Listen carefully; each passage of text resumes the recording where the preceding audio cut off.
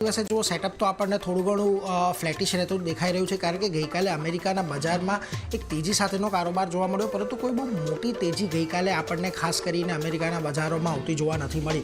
ખાસ કરીને જો ડાઉ તો ઓલરેડી ફ્લેટ હતો, નાસ્ડેકમાં પણ કોઈ બહુ મોટો ઉછાળો નથી અને S&P 500 પણ ઓલમોસ્ટ ફ્લેટિશ લેવલ પર આપણને કામકાજ કરતો જોવા મળ્યો હતો. જોકે આજે સવારે ડાઉ ફ્યુચર્સની અંદર થોડોક ફ્લેટ ટુ નેગેટિવ કારોબાર આપણને જોવા મળ્યો છે, એટલે એના પર એક ખાસ નજર રહેશે.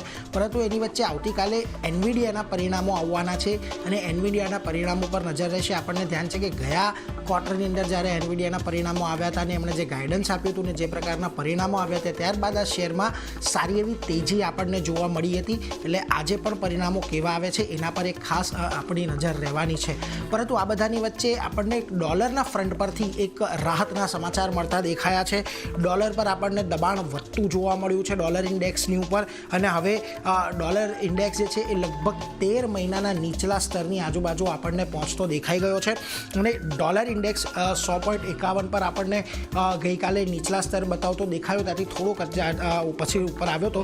પરંતુ સપ્ટેમ્બરની અંદર જે વ્યાજદરમાં હવે ઘટાડો થવાની શક્યતાઓ વધી રહી છે એને લઈને અહીંયા પણ આપણને એક ઘટાડો જોવા મળી રહ્યો છે. બીજી તરફ સોનાની અંદર ફરી પાછી એક જોરદાર તેજીનો ગઈકાલે ચમકારો આપણને જોવા મળ્યો.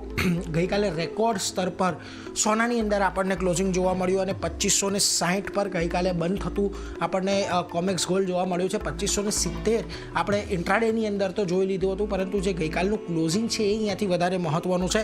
સતત 6ઠ્ઠા મહિને આપણે કિંમતોની અંદર ખાસ કરીને વધારો જોઈ રહ્યા છીએ અને 6 મહિનામાં લગભગ 22% કરતાં વધારે સોનાએ જોરદાર રિટર્ન આપણને આપતા જોવા મળ્યા છે. યુએસમાં એક દરોની ઘટાડાની જે અપેક્ષા છે એને જ લઈને અહીંયા પણ આપણને એક તેજી સાથેનો કારોબાર ખાસ કરીને જોવા મળી રહ્યો છે. જોકે ક્રૂડમાં આપણે ગઈકાલે ઉછાળા તરફી કારોબાર જોયો હતો, ત્યાં ઉપરના સ્તરેથી પાછું દબાણ આવ્યું છે અને એક જ દિવસમાં લગભગ ગઈકાલે 2.5% જેટલું બ્રેન્ટ ક્રૂડ આપણને ઘટતું દેખાયું છે. અને બ્રેન્ટની કિંમત ફરી પાછી જે 81ની ઉપર ગઈ હતી તે ફરી પાછી આપણને જો $80 નીચે આવતી આજના દિવસમાં દેખાઈ ગઈ છે.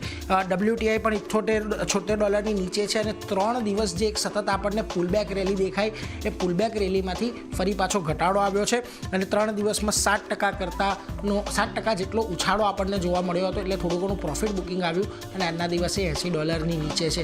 એટલે જો ક્રૂડના ફ્રન્ટ પરથી ડોલર ઇન્ડેક્સના ફ્રન્ટ પરથી તો ભારતીય બજાર માટે એક પોઝિટિવ સમાચાર છે. પરંતુ અત્યારે એશિયાના બજારો જોઈ લો તો આજે તમને મોટેભાગના એશિયાના બજારોમાં લાલ નિશાનની અંદર જ કારોબાર જોવા મળી રહ્યો છે. નિક્કેઈ, શાંઘાઈ, હેંગસેંગ અહીંયા આપણને ઘટાડા તરફી કારોબાર દર્શાવી રહ્યા છે. તો કોરિયા અને તાઇવાન અને સિંગાપોરના બજારોમાં પણ આજે દબાણ જ જોવા મળી રહ્યું છે. હવે ગઈકાલનું આપણું જે કેશ લેવલનું ક્લોઝિંગ હતું ગિફ્ટ નિફ્ટીનું, એ ઘણું મહત્ત્વનું હતું, કારણ કે ગઈકાલે રેકોર્ડ લેવલ પર ક્લોઝિંગ આપણને જોવા મળ્યું હતું. પરંતુ જો નિફ્ટી ફ્યુચર્સ 25,001 પર બંધ થયા હતા, અત્યારે 25,000ના ગિફ્ટ નિફ્ટી સંકેત આપી રહ્યું છે. એટલે અહીંયાથી પણ અત્યારે કોઈ બહુ સ્પષ્ટ સંકેતો નથી મળી રહ્યા. એટલે આજના દિવસમાં હવે બજારમાં ખાસ મહત્ત્વનું એ છે કે 25,000ની ઉપર ટકીને ક્લોઝિંગ આપે છે કે પછી આજના દિવસમાં આપણને ફરી એક આશા તો એ જ છે કે નવો હાઈ બનતો જોવા મળે છે કે નહીં એના પર રહેશે. પરંતુ અત્યારે જે વૈશ્વિક સંકેતો મળી રહ્યા છે તો ફ્લેટિશ નોટ પર જ દેખાઈ રહ્યા છે ચાંદની. જી, તો